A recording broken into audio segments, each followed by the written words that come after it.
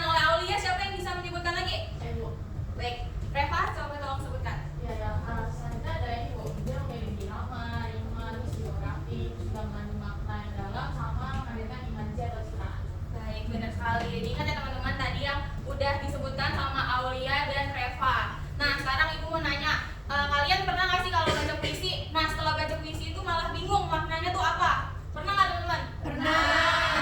Ya. Dan itu wajar banget ya, soalnya si puisi ini memiliki ciri-ciri bahasa yang padat, terus makna yang banyak majas gitu. Jadi maknanya berbagai macam makna gitu. Nah, hari ini kita bakal belajar membaca puisi dengan baik dan benar. Nah, itu juga ada teknik-tekniknya ya teman-teman. Ibu akan menjelaskan teknik-teknik membaca puisi yang baik dan benar.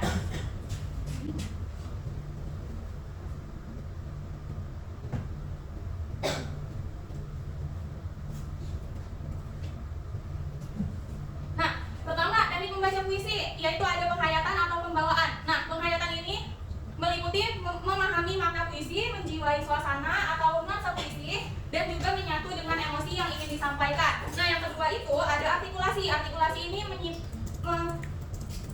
ini adalah mengucapkan kata dengan jelas, tidak menelan huruf atau terburu-buru. Selanjutnya itu ada intonasi. Nah, intonasi ini meliputi mengatur naik turunnya nada dan juga menyesuaikan emosi dan suasana puisi. Dan juga ada tempo. Tempo ini meliputi kecepatan membaca, cepat, sedang, atau lambat. Nah, disesuaikan dengan isi puisi. Kalau puisi sedih biasanya temponya itu lambat. Kalau puisi semangat biasanya temponya lebih cepat gitu daripada puisi sedih.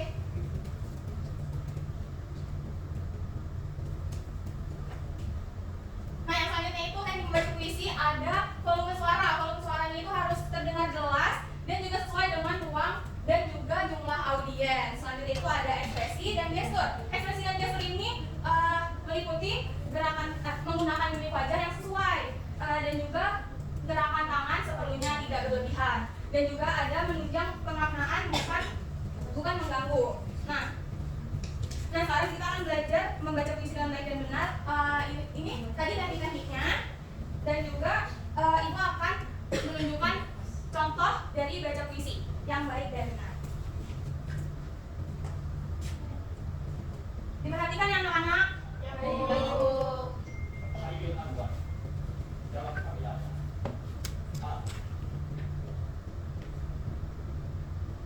kalau sampai waktu mau tak seorang yang meraih, tidak juga kau tak perlu seduh sedang itu. Aku ini datang jalan dari kumpulan yang terbuang, yang peluru menembus kulitku. Aku tetap beragam menerjang muka dan bisa kubawa berlari hingga hilang pergi. Dan aku akan lebih tidak peduli. Aku seribu tahun lagi. Nah, ini tadi contoh puisi karya Khairil Anwar berjudul Aku. Jadi saya punya pertanyaan, kenapa baca puisi itu nggak kayak baca cerita? Jadi lebih susah baca puisi daripada baca cerita. Untuk menjawabnya kita pakai Mentimeter. Nanti kalian scan kode batang yang Ibu kasih, nanti kalian isi ya teman-teman. Baik, Bu.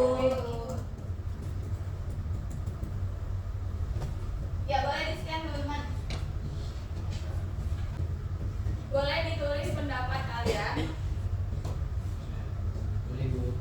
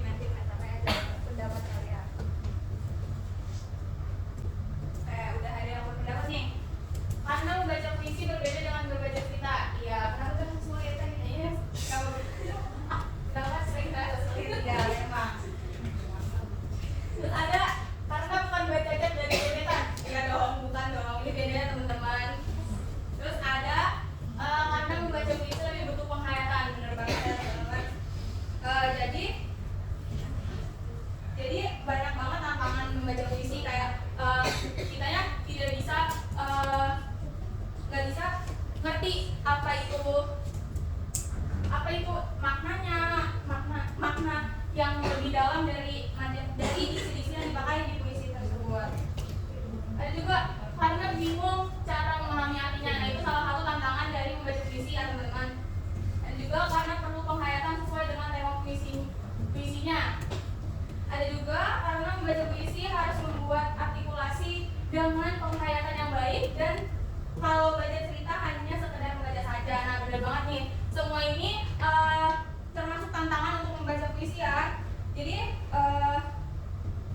sekarang Ibu minta kalian untuk praktik membaca puisi, dan sekarang Ibu minta juga buat berpasangan dengan teman samping atau belakangnya. Berdua ya, berpasangan berdua. Nah, hari ini tadi kan saya udah ngasih contoh untuk puisi Aku karya Khairul Anwar. Nah, kalian bisa cari di Google untuk membaca puisi Aku karya Khairul Anwar. Coba dicari dulu, nanti kalian baca buat nah, nanti tugas kalian itu sederhana nih.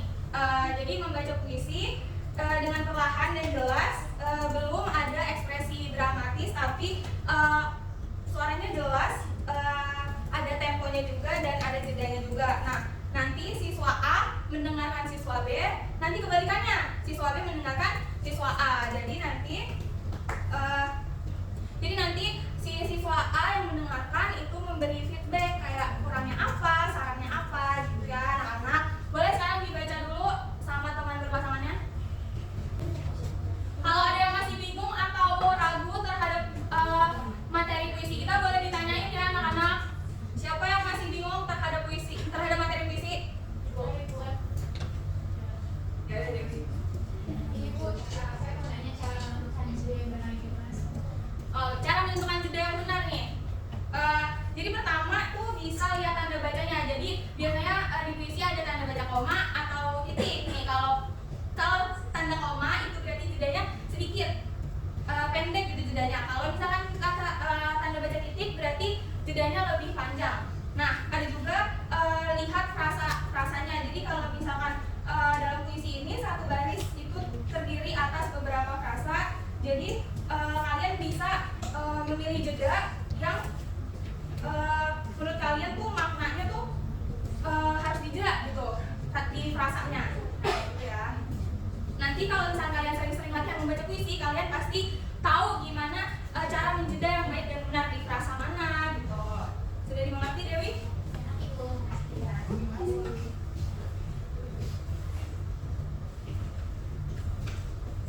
Ya, bagus nih anak-anak. Tadi saya sudah berkeliling di masing-masing sekelompok, di masing-masing kelompok berpasangan sudah sangat bagus karena sudah bisa menentukan jeda, tempo, gitu ya anak-anak. Baik, sebelum kita akhiri, mari kita refleksi sedikit tentang materi pada hari ini. Jadi dalam pembelajaran hari ini kita belajar bahwa membaca puisi ini bukan sekadar membaca tulisan atau membaca cerita, tapi bagaimana kita menyampaikan makna dan juga perasaan melalui suara dan juga jeda. Nah, siapa yang bisa membantu Ibu untuk menyimpulkan materi kita hari ini?